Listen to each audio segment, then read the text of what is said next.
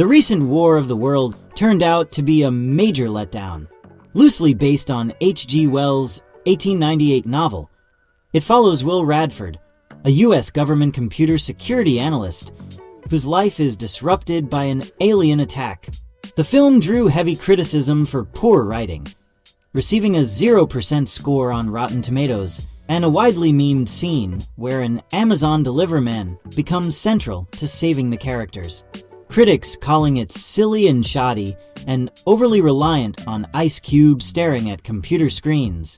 Online, it quickly became a meme for its over-the-top product placement and questionable adaptation of the original novel. Like Amazon can deliver groceries, electronics, clothing, and more, all in the same order, and all on one website.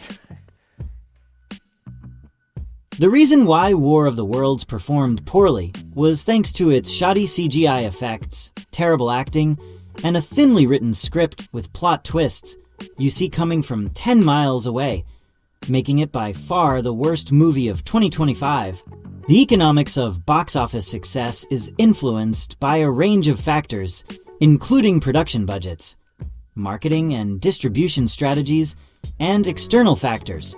By using this formula, return on investment measures the profitability of a film relative to its production and marketing costs. While the net profit was around $471 million, it still falls short of the recent Minecraft movie. The fact that they actually placed an Amazon order says a lot about this movie. In this case, the Amazon Prime delivery and ordering became part of the plot to showcase Amazon's services, especially its drone delivery technology, directly within the story. This was meant to blend advertising with the narrative, but ended up feeling forced and awkward to many viewers. So what do you think about this movie? Let us know in the comments below.